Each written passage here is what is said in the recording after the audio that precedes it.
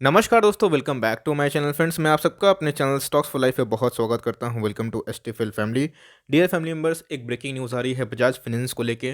दोस्तों, एक पेनल्टी लगा है, आरबीआई ने एक पेनल्टी मारा है। कितना का पेनल्टी मारा है और कितना इसका दोस्तों नेगेटिव सेंटीमेंट देखने को मिल सकता है। क्या दोस्तों स्टॉक यहाँ से क्रैश होगा?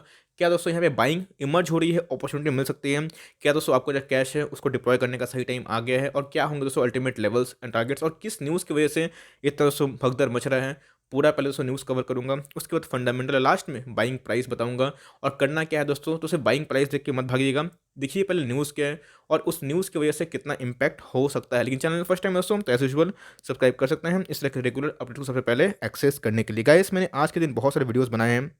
आप देख सकते हैं कि स्टॉक फटाफट दोस्तों सीरीज़ मैंने आपके लिए ही स्टार्ट करी है, जहाँ पे दोस्तों मैंने 20 स्टॉक को 20 मिनट में कवर किया है। बस एक स्टॉक 1 मिनट में। जाइए दोस्तों, इन सब सीरीज़ का भरपूर फ़ायदा उठाइए और अपना प्रीसियस टाइम को, बहुमूल्य टाइम को दोस्तों बचाइए। एक स्टॉक ने ब्रेकआउट दिया है भाई, कौन सा स्टॉक है? मल्टी बैगर स्टॉक है दोस्तों, एचटीएफएल का टॉपिक है, ज़रूर देखिए। और 2 स्टॉक देखते देखते महंगे हो गए हैं और भी महंगे होंगे दोस्तों, जाके इस वीडियो को भी ज़रूर देखें। Now without delaying in further time, let's begin.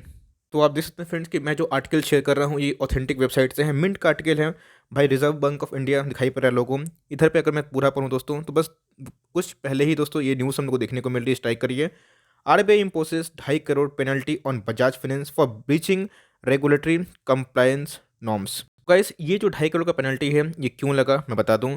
There were also repeat complaints about the recovery and collection method adopted by the company, RBI said.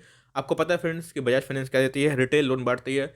बहुत सारे दोस्तों जो सेल्स गुड होते हैं उनको लाइक फाइनेंस करती है। तो कभी कभी दोस्तों जिनकी फाइनेंस बाउंस हो जाते हैं, जो मतलब लोन लेते हैं दोस्तों चुका नहीं पाते हैं, तो घर में लोगों को बुलाया जाता है। कलेक्शन एक मेथड होता है फ्रेंड्स, बजाज फिनसर्व में भी, इवन बैंक्स में यही काम करते हैं। तो इनके ऊपर कुछ रिपीट एलिगेशन थे कि कुछ कंप्लेंट थे कि भाई रिकवरी में और कलेक्शन में ये कुछ गलत तरीके से अपने कस्टमर से पैसा उठा रहे हैं और इनका कुछ गलत नीति है। तो इसी की वजह से आरबीआई ने ये स्टेप लिया। तो क्या दोस्तों ये स्टेप बुरा है? ऑफ कोर्स बुरा है दोस्तों, क्योंकि कंपनी कैसा बिहेव करती है अपने कस्टमर से ये बहुत ही इंपॉर्टेंट है। लेकिन दोस्तों इस न्यूज़ का इम्पैक्ट कितना रहेगा और पूरा दोस्तों माजरा क्या, चलिए फटाफट इसको पढ़ लेते हैं। तो आप देख सकते हैं कि the reserve bank of India on Tuesday imposed a penalty of 2.5 crore on Bajaj Finance Limited for breaching regulatory norms. The Reserve Bank of India (RBI) has imposed a monetary penalty of 2.5 crore on Bajaj Finance Limited, Pune, the company, by an order dated on January 5 for the violation of direction used by RBI Management Risk and Code of Conduct in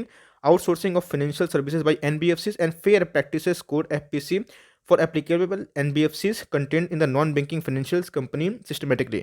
तो अब देख सकते हैं दोस्तों इनके like in penalty देखने को मिल रहे हैं और ये सब दोस्तों नॉर्म्स हैं हमें देखने को मिल रहे हैं।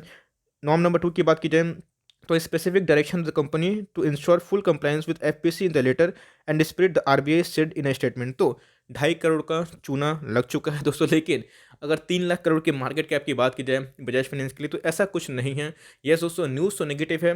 न्यूज़ चाहे छोटी हो या फिर बड़ी हो, मार्केट को बस एक बहाना चाहिए। बस अच्छी न्यूज़ हो तो दोस्तों ट्राइडेंट जैसा शेयर भी 2 दिन में 40% भाग सकता है। तो भाई बजाज फाइनेंस जैसा इतना महाती हो सके तो इस न्यूज़ से कुछ रिएक्ट हो। लेकिन दोस्तों मुझे लगता है ऐसा हमेशा दोस्तों एलिगेशन लगते ही रहते हैं। आपने देखा कि रिसेंटली रिलायंस कंपनी पे भी बहुत बड़े एलिगेशन लगे थे, जहाँ पे लोग चिल्ला रहे थे क्रैश क्रैश क्रैश, कुछ नहीं हुआ दोस्तों। और उधर पे हमें एक बाइंग अपॉर्चुनिटी दिखाई दी। तो ऐसा ही होता है, हमें दोस्तों ये समझना चाहिए कि न्यूज़ क्या है, क्या कोई फ्रॉड है? फ्रॉड बिल्कुल नहीं है दोस्तों, कंप्लेंट है जो कि हज़ारों होते हैं। और बैंकों में भी दोस्तों इतने सारे एलिगेशन तो आए दिन लगते ही रहते हैं। जो पेनल्टी है वो किस आधार पर लगाया? The penalty has been imposed in excise of power vested in RBI under the provision of clause B of section 1 and section 58G read with the clause double A. तो गाइस ये बहुत सारे लाइक लॉ वाले term हैं, इतना तो मैं explain नहीं कर पाऊंगा बिकॉज मैंने लॉ नहीं किया है। तो इनके सेक्शन के अंडर हमें दोस्तों बहुत सारे लाइक इन्हें पेनल्टी देखने को मिल रहे हैं। तो न्यूज़ तो काफ़ी लाइक ठीक नहीं है, लेकिन दोस्तों हमें ये देखने को मिल रहा है। और ये क्यों हो रहा है? तो आप देख सकते हैं कि भाई taking into an account the failure of the company to ensure that its recovery agent did not resort to harassment or intimidation of customer as a part of its debt collection effort and thereby failing to adhere to the aforesaid direction issued by RBI। तो आपको पता है कि collection के लिए कुछ agent भेजते हैं कि भाई जाओ लेके आओ, तो उनमें जो एजेंट का कोई कोई बिहेवियर बहुत ही ख़राब होता है, जिसकी वजह से इनके दोस्तों जो ब्रीच किए हैं लॉ, बिकॉज़ आपको पता है कि एनबीएफसीज़ हैं, तो इनके भी कुछ प्रोटोकॉल्स होते हैं, लॉज़ होते हैं, तो अगर उसका उल्लंघन कोई करता है, तो ज़रूर उसको पेनल्टी लगना चाहिए। तो अब इस इफ़ेक्ट मीन्स इस स्टॉक पे क्या इफ़ेक्ट पड़ सकता है? नेगेटिव तो ऑफ कोर्स पड़ेगा, तो कितना पड़ सकता है और हमें दोस्तों क्या रणनीति अपनानी है? क्या मौका दिखाई दे रहा है या फिर इधर पे निकल जाना सही है? बजाज फाइनेंस की बात की जाए दोस्तों, तो मैं हमेशा एक बात बोलता हूँ, जहाँ पे दोस्तों भूल जाइए निफ्टी सेंसेक्स कैसा भाग रहा है, जहाँ दोस्तों आपको लगे कि सेफ्टी से आप काम कर सकते हैं, जहाँ पे आपको डाउनसाइड कम, अपसाइड बहुत ज़्यादा लगे, किसी की बात नहीं सुननी है दोस्तों, बिकॉज एनालिस्ट जो बहुत बियर होते हैं, चिल्लाते हैं और उसके बाद दोस्तों खुद ही माल खरीद लेते हैं। 5100 का स्टॉक अभी हो चुका है, 1700 दोस्तों एक डिप मारा था, हमने 2000 2100 के लेवल पे कितने बार इसको एकोमोडेशन किया, 3500 दोस्तों लास्ट में बहुत दिन तक कंसोलिडेट किया था, हम 3250 से लेकर 3550। मैंने कितने बार बोला कि भाई लाइफ टाइम का मौका है, भूल जाओ लोग क्या कह रहे हैं, देखो दोस्तों क्वालिटी क्या है। तो उसके बाद आप देख सकते हैं कि अभी रिसेंटली दोस्तों इसने अपना फ्रेश हाई बनाया था 53-72। अभी की बात की दोस्तों मार्केट कैप 3 लाख करोड़ से भी ऊपर दिखाई दे रही है। तो 3 ट्रिलियन का दोस्तों मार्केट कैप रखना बड़ी बात क्या, बहुत बड़ी बात है। इतना दोस्तों बैंकों का भी नहीं होता जितना बजाज फाइनेंस ने लेकर रखा है, सदियों का मल्टीबैगर है और इंडस्ट्री पी से काफ़ी महंगा है। क्यों? तो भाई माल खरा सोना है। डिलीवरी समय प्रॉमिसिंग दिखाई नहीं पड़ रही है, बिकॉज ऑल टाइम हाई पे डिलीवरी जनरली लोग कोई लेते नहीं हैं, इसका मतलब एकोमोलेशन चालू नहीं है। तो दोस्तों क्या एकोमोलेशन का मौका बन रहा है? एक बार दोस्तों अगर आप इक्विटी मार्केट में आते हैं तो आप सेल्स को अनदेखा नहीं कर सकते हैं और आप ग्रोथ, दोस्तों वही लाइफ होती है। और दोस्तों यही सबसे इंपॉर्टेंट चीज़ समझना कि कंपनी के परफॉर्मेंस कैसे हैं। कंपनी का सेल्स एक बार आप देख लीजिए खुद ही दोस्तों, ये सब रुपीस इन करोड़ से, तो इतना दोस्तों कंपनी इस पर सेल्स करती है भाई, 26,000 करोड़ का सेल्स। आप मामूली बात मत समझिए, 2020 में कंपनी ने किया था।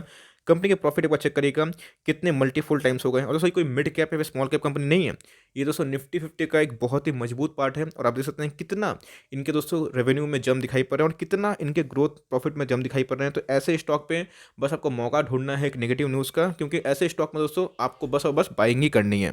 तो गाइस बच्चे बच्चे को पता है स्टॉक मार्केट में सदियों का मल्टीबैगर बजाज फाइनेंस ही है। और आप देख सकते हैं कि 2 रुपये का स्टॉक था, आज से 20 साल पहले की बात कर रहा हूँ दोस्तों। तो अभी की बात की जाए तो ऑल टाइम हाई कितना का था, 53-72, 1 लाख से भी दोस्तों ऊपर के रिटर्न दिए हैं। और क्या चाहिए? तो दोस्तों ये हमें देखने को मिला कि बहुत लोग करोड़पति बनाए, इवन अरबपति बनाए। तो इतना दोस्तों गिरावट के बाद हमें एक बाउंस बैक देखने को मिला, एकदम दोस्तों वी शेप रिकवरी थी। इधर पे कॉन्स्पिरेशन जोन था जहाँ पे माल उठाने का एक अच्छा मौका था। उसके बाद एक दोस्तों बैंकिंग लाइसेंस के ऊपर बात चल रहा था, जिसके ऊपर बजाज फाइनेंस ने बहुत रिएक्ट किया और ऑल टाइम हाई को भी ब्रीच किया। तो अब तो न्यूज़ तो काफ़ी नेगेटिव है, काफ़ी बोलना गलत होगा, बिकॉज इस बीच में दोस्तों बहुत सारे न्यूज़ आते रहे हैं, लेकिन इनका दोस्तों कुछ बिगाड़ नहीं पाए, क्योंकि इसमें ग्रोथ है। और जिनमें ग्रोथ है दोस्तों, सेंटिमेंट कभी ऊपर नीचे होंगे, लेकिन दोस्तों ग्रोथ परमानेंट रहती है। तो आप देख सकते हैं दोस्तों कि कितना निचले स्तर से कंपनी ने अच्छा परफॉर्मेंस किया, इनके शेयर प्राइस ने बस दोस्तों खरीदने किसी को मौका ही नहीं मिला। उसके बाद इधर पे मौका मिला भी था तो फिर से ब्रेकआउट हमें देखने को मिला।